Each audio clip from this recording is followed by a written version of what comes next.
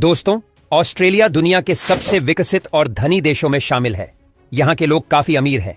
यदि आपको ऑस्ट्रेलिया में कोई गरीब आदमी ढूंढना पड़े तो शायद आपकी खोज काफी मुश्किल हो सकती है। परंतु क्या आप जानते हैं कि एक बेहतर जनजीवन होने के बावजूद भी यह देश यानी ऑस्ट्रेलिया दुनिया के सबसे खतरनाक देशों में शुमार किया जाता है? जी नहीं, वहां किसी प्रकार के आतंकवाद आदि की समस्या नहीं है, बल्कि ऑस्ट्रेलिया को खतरनाक बना देते हैं यहाँ के बेहद घातक जीव।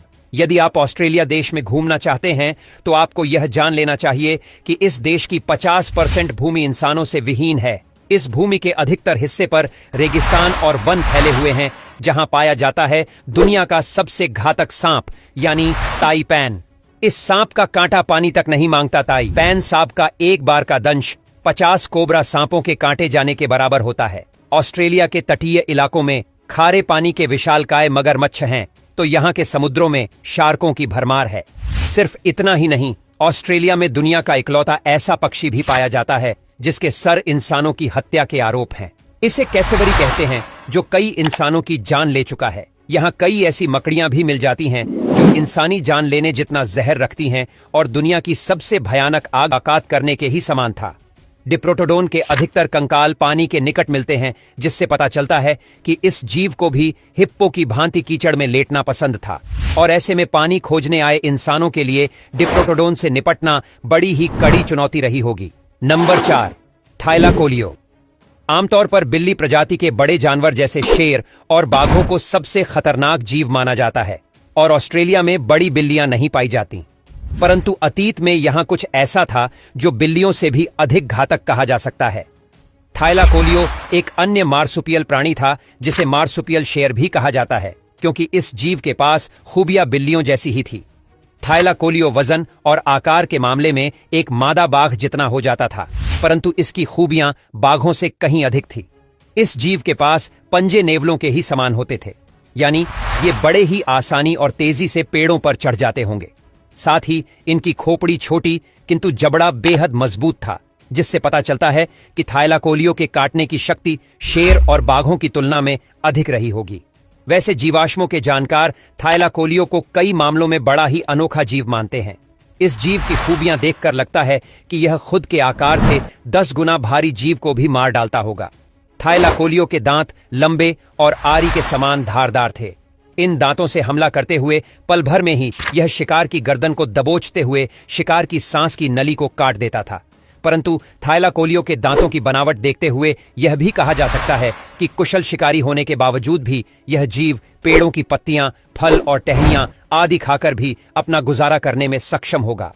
थाइलाकोलियो का जबड़ा लंबा फैला हुआ था और इसके जबड़ों में छपटे एवं चौड़े दांतों की संख्या काफी अधिक थी। अमूमन ऐसा जबड़ा मजबूत टहनियां खाने वाले जीवों के पास ही होता है।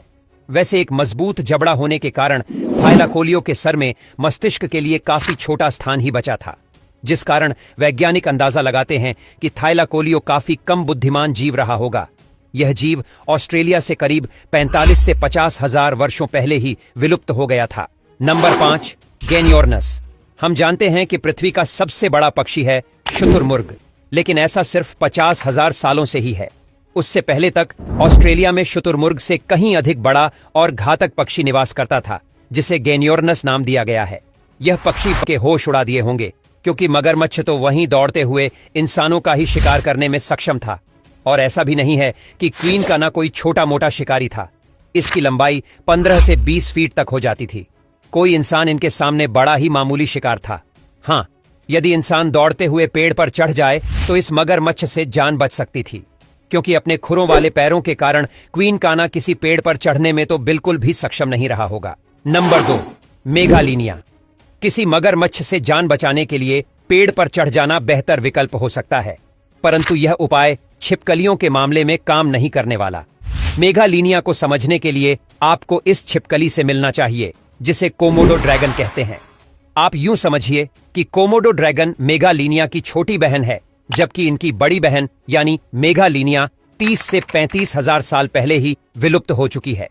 वैज्ञानिक दावे के अनुसार ऑस्ट्रेलिया में पाई जाने वाली मेगालिनिया अब तक पृथ्वी पर विचरण करने वाली सबसे विशालकाय छिपकली थी, जो 25 फीट से भी अधिक लंबी हो जाती थी।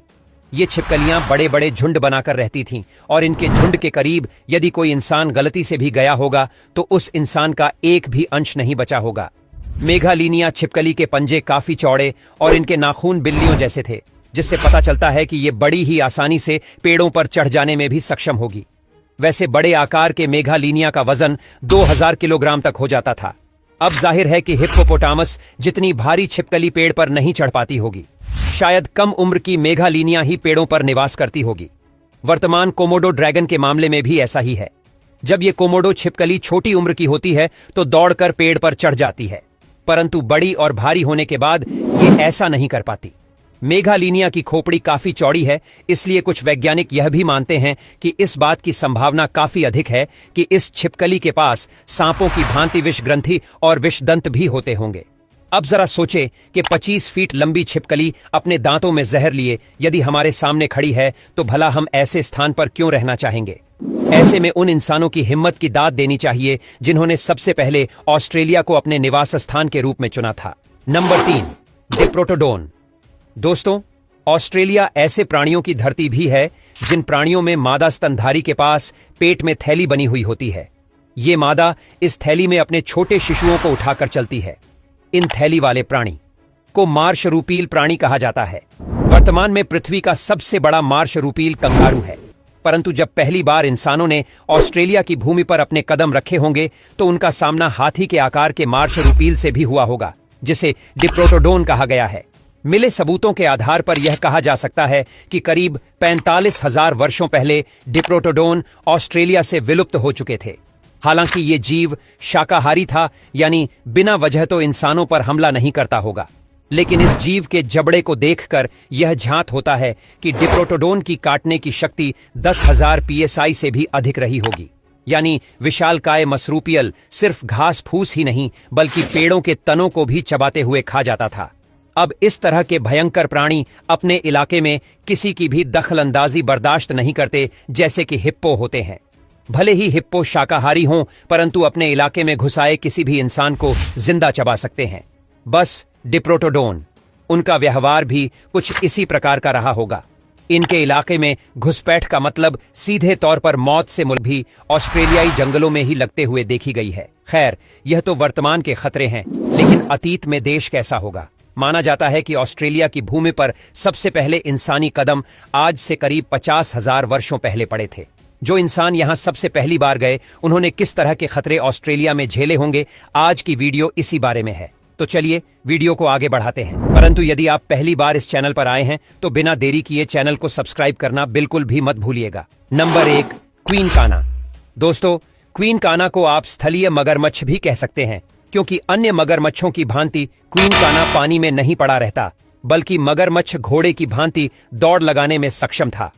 क्वीन काना 40,000 वर्षों पहले ऑस्ट्रेलियाई सरजमी से विलुप्त हुआ है। इसका मतलब है कि जब पहली बार इंसान ऑस्ट्रेलिया पहुंचे तो उनका सामना निश्चित रूप से क्वीन काना नामक मगरमच्छ से हुआ होगा। क्वीन काना के जीवाश्मों से पता चलता है कि इस मगरमच्छ की टांगें लंबी और मजबूत रही होगी, जिनके दम पर यह उछलते हुए कम से कम 30 किलोमीटर प्रति घंटे की रफ्तार से दौड़ लगा लेता होगा। हाल ही में कुछ जीवाश्मों से यह भी पता चला है कि क्वीन काना के पास पंजे नहीं बल्कि गाय और भैंसों की भांति खुर होते थे, जिस आधार पर कुछ जानकार यह मानते हैं कि इस मगरमच्छ की गति 50 किलोमीटर प्रति घंटा से भी अधिक हो सकती है। यानी क्वीन काना निश्चित रूप से किसी इंसान को दौड़कर पकड़ने में सक्षम था।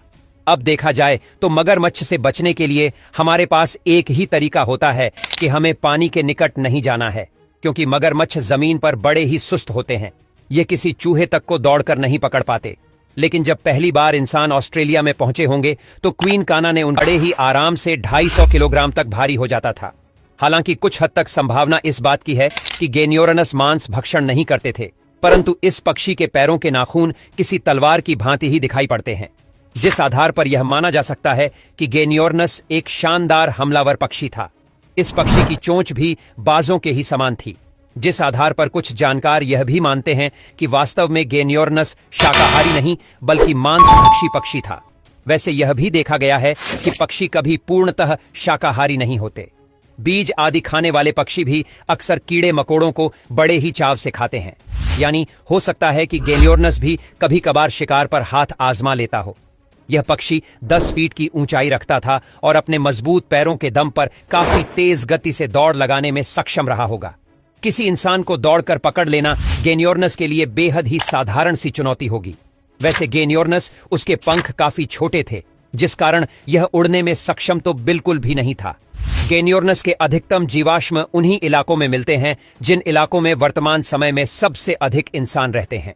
मतलब यदि यह पक्षी विलुप्त नहीं होता तो शायद इंसानों से इसका सीधे तौर पर मुकाबला शुरू हो जाता। वैसे वीडियो में उल्लेखित किए गए इन जीवों से इतना तो स्पष्ट हो जाता है कि वर्तमान की तुलना में ऑस्ट्रेलिया के प्रागैतिहासिक काल के जीव कई गुना अधिक भयानक थे, परंतु इन सभी जीवों से भयानक था इंसान और इंसान की बुद्धिमानी। अपनी बुद्धिमानी के दम पर इंसानों ने अपने रास्ते में पड़ने वाले हर खतरे को उखाड़ फेंका और इस पृथ्वी पर अपना राज कायम किया। इससे सिद्ध होता है कि ताकत कभी बुद्धिमानी से नहीं जीत सकती। यह वीडियो आपको अच्छा लगा हो तो वीडियो को लाइक